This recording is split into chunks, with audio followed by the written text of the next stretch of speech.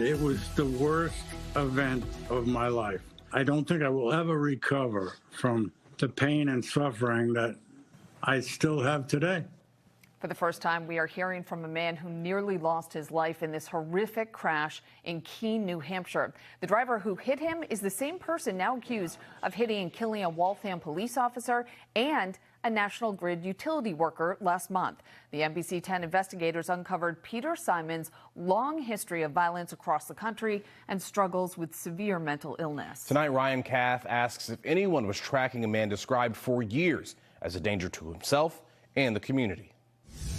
And by the time I looked up, he was in my lap. He just hit his head on, bang. Nothing's been the same since. Ed Haywood recalling the moment his life almost ended in 2009. Nearing retirement, the longtime school principal was riding in this transit bus when a black truck appeared out of nowhere. I remember laying on the floor of the bus gurgling blood because I couldn't breathe.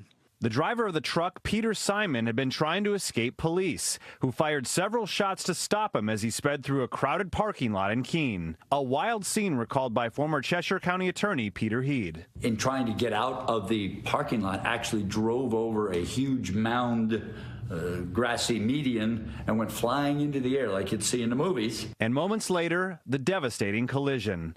Ed was airlifted to a hospital where he endured total reconstructive surgery to his face. He'd never seen the driver who hit him until 14 years later, when Peter Simon showed up last month on the news, now accused of hitting and killing Waltham police officer Paul Tracy and National Grid worker Roderick Jackson. You can probably see the impression of my face in that windshield. We tracked down Ed, who now lives in Florida, and his son Reed to get their reaction to the tragedy. So I think to see that this person has somehow gotten out and been out and then pulls this is just ridiculous. It's beyond any understanding. I thought he was going to be put away for good. What was your impression of him?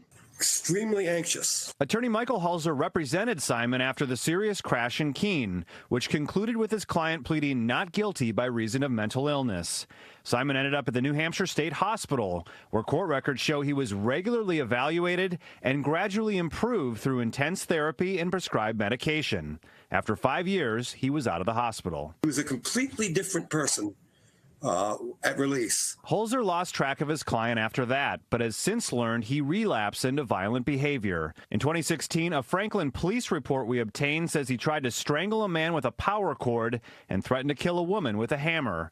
After another chase, Simon was arrested and later went to prison. Other run-ins with law enforcement followed before last month's tragic outcome in Waltham. I had so hoped that he would get his life back together permanently. What should the public take away from this? Mental illness is a very tough thing to treat and to cure and to monitor. It just plain is.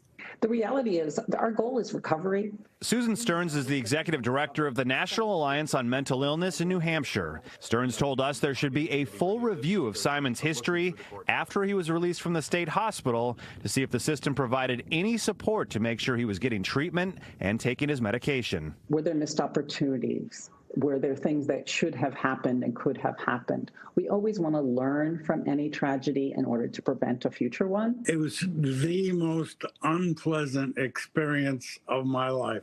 Ed Haywood and his family wonder how Peter Simon seemingly slipped through the cracks. The question that is primary on my mind is who's liable for this? Who's responsible for this? This was absolutely a dropped ball. Simon will be in court tomorrow for a dangerousness hearing. That's when a judge will decide if he should remain locked up while awaiting trial because he poses a danger to himself or the community. Ryan Kath, NBC 10 Investigators. Ryan reached out to Simon's attorney in his most recent case, but has yet to hear back. This is a reminder, if you were experiencing a mental health crisis and need help, you can call or text 988.